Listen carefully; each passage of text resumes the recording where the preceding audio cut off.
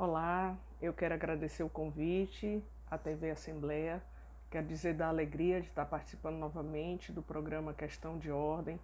parabenizar pela pauta do tema, agradecer ao Renato Abreu pelo convite e dizer da honra e da satisfação de estar nesse programa junto com o professor Dr. Fábio, que é pioneiro nos estudos sobre prevenção ao suicídio aqui no estado e na cidade de Fortaleza, que desenvolve um trabalho primoroso no campo dos estudos, pesquisa e extensão, que é o coordenador e fundador do Pra Vida, que realiza um trabalho tão valioso, mostrando a importância e a necessidade da gente manter a seriedade dos estudos teóricos, da gente ter projetos voltados para a comunidade e que tem há mais de 10 anos trabalhado com afinco, tentando sensibilizar a população e trazer a discussão dessa temática para o campo das políticas públicas, que é, por sinal, uma das questões mais fundamentais quando a gente fala em temas relacionados à saúde mental. Não dá para a gente pensar que a saúde mental ela é descolada da vida pública, que ela passa à margem das necessidades de investimento do poder público no campo da educação, no campo da saúde, no campo da assistência, de lazer, arte, cultura, esportes, porque a gente precisa considerar a vida humana na sua dimensão integral.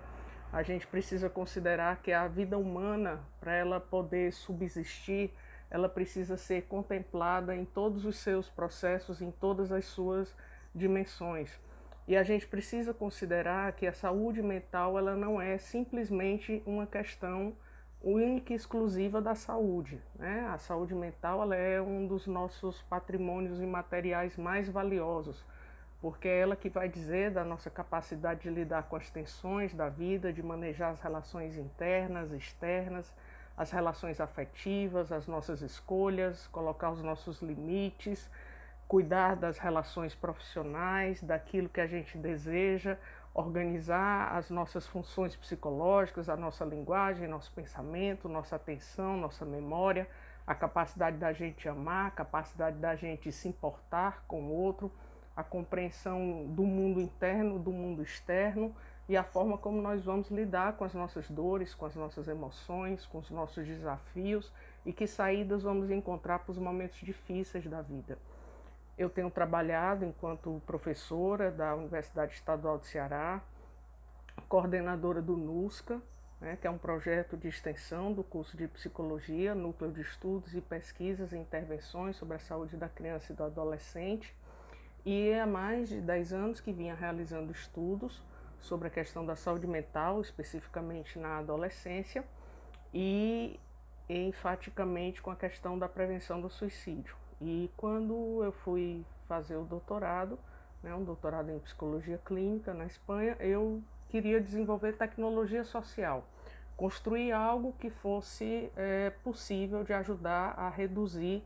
os indicadores de ideação e tentativa de suicídio. Porque na faixa etária da adolescência, né, especificamente de 15 a 29 anos, essa é a segunda causa de morte no mundo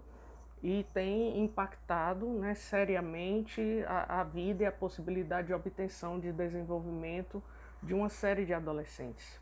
Existem questões dramáticas, né, nesse período, principalmente daqueles adolescentes que compõem a população negra, a população LGBTQIA+, a população indígena, né, como todas as minorias, que são aqueles que sofrem ao longo dos seus processos de construção, de desenvolvimento, tão necessários de receber apoio, de receber suporte, de receber proteção, receber investimentos de políticas públicas, acolhimento, dignidade social, empatia, né, serem receptores de dignidade, de respeito, de compreensão, que garanta nesse processo de construção e de desenvolvimento os alicerces, né, e as possibilidades de uma visão sobre si autônoma, com autoestima, com esperança e fortalecimento das suas matrizes identitárias. Muitas vezes, para essa população adolescente, é direcionado, infelizmente, os aspectos da violência, fatores estressores que atuam de forma contínua e constante, né? Ameaças de desemprego familiar, famílias que têm transtornos ou problemas mentais que não encontram assistência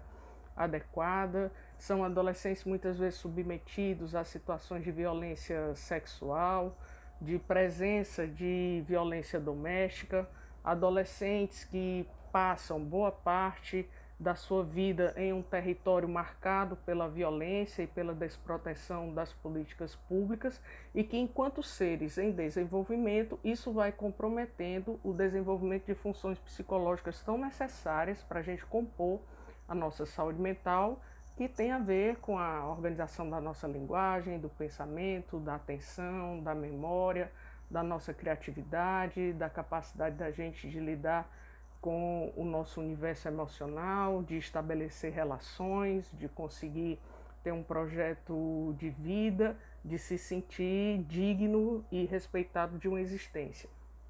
Então, o meu doutorado foi a construção de um protocolo clínico de prevenção ao suicídio na adolescência. Ele consiste em 5 sessões, né, de 2 horas e meia de duração para ser utilizado em grupos. A gente já ofereceu gratuitamente a capacitação, né, estratégias de formação permanente nesse protocolo para 120 profissionais do interior do estado, de forma gratuita.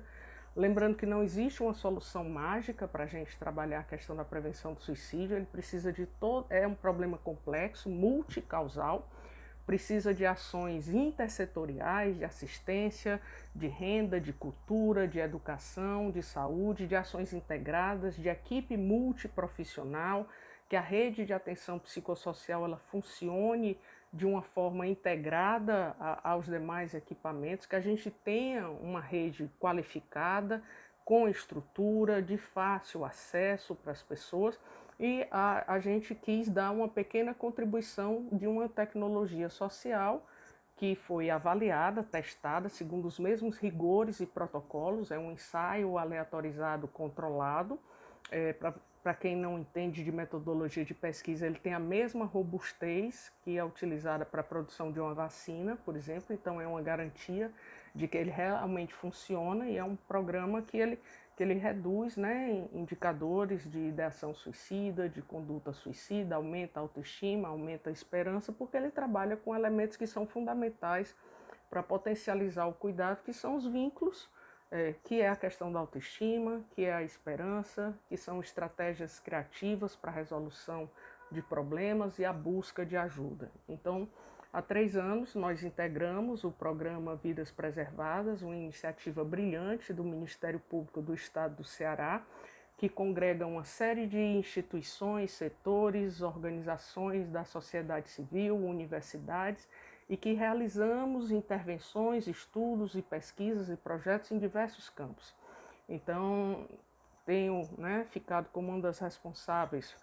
por formações, uma delas, o Guardiões da Vida, que é um programa de prevenção universal, voltado para toda a comunidade, onde a gente trabalha a construção, né, de desmistificação sobre as questões relacionadas ao suicídio, trabalhamos as questões dos mitos, os fatores de proteção, os fatores de risco, as estratégias de encaminhamento, de uma escuta qualificada e que ações poderiam ser desenvolvidas para melhorar e para garantir uma melhor saúde mental para a população. Implementamos também o programa Guardiões da Vida nas Escolas, um programa robusto desde 2019, com 15 escolas, em parceria com a SEDUC, com 15 escolas públicas do estado do Ceará, onde 23 alunos do curso de Psicologia da UES, do NUSCA, permanecemos durante 9 meses trabalhando de uma forma contínua e constante em encontros semanais nessas escolas, com equipe fixa, ao longo de 9 meses, cuidando de grupos de adolescentes que apresentavam necessidades de cuidados, e estabelecemos toda uma metodologia e trabalhos na área de saúde mental, autoestima, esperança, resolução de problemas, busca de ajuda, uso da arte, trabalhar com as questões da criatividade, estratégias de comunicação não violenta e, paralelo a isso, foi constituída a equipe do Guardiões da Vida nas escolas, de grupo técnico de professores de cada uma dessas escolas, uma equipe de 3 entre professores e técnicos e o grupo de psicólogos da SEDUC, para trabalharem concomitantemente a elaboração de ações e estratégias no ambiente escolar, porque o ambiente escolar é considerado o ambiente prioritário das ações de prevenção em relação ao suicídio de adolescentes. A gente precisa ter um ambiente escolar que contemple alunos, professores, toda a comunidade, funcionários, num ambiente que permita o desenvolvimento das habilidades emocionais, que permita o desenvolvimento dessas funções psicológicas necessárias a um sujeito que possa tomar conta de si mesmo, desenvolver uma saúde mental que lhe permita saber quem é, fazer suas escolhas, se posicionar diante do mundo, desenvolver uma estima, um senso de pertença, autonomia, um senso de identidade, de fortalecimento das suas matrizes identitárias, um diálogo com as coalizões dos coletivos e um vínculo com a comunidade. Esse deve ser o grande objetivo da educação, comprometida com o fortalecimento da dignidade humana e a justiça social. Então, essa equipe, chamada Guardiões da Vida nas escolas, ela atua dentro dessas escolas de forma contínua e constante, tanto no manejo, na articulação com a rede dos adolescentes que estejam em risco, quanto no desenvolvimento de programas e projetos permanentes atrelados ao projeto pedagógico da escola, que trabalhem as temáticas relacionadas às necessidades emocionais dos adolescentes. Questões que envolvam bullying, relações, uso abusivo de álcool, outras drogas, a relação com a violência, questões relacionadas à esperança, solução de problemas, como podemos lidar com as dores e com as questões humanas que nos atravessam, o desespero, a perda, o sofrimento. A gente precisa que alguém nos acolha e ajude a gente a construir estratégias para poder lidar com essas questões. Decorrente dessa experiência, produzimos um material, um livreto sobre cuidados emocionais, produzido em conjunto com esses adolescentes. Foi um total de 500 adolescentes com os quais trabalhamos ao longo desses 9 meses. As estratégias de cuidado, para vocês verem, elas são tão potentes que em 1 mês e meio desse projeto, feito de forma totalmente gratuita, nós conseguimos bloquear 67 tentativas de suicídio, porque era um trabalho próximo, baseado no vínculo, na confiança, na articulação com a rede, em trabalho interdisciplinar, integrado, equipe da escola, família, comunidade, a rede de atenção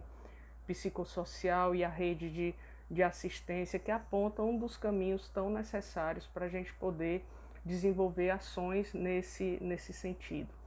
Temos desenvolvido também, temos um grupo de estudos em suicidologia na UES, onde mantemos continuamente uma série de estudos, uma série de pesquisas, tentando construir novas tecnologias e poder compreender e mapear as principais questões que envolvem a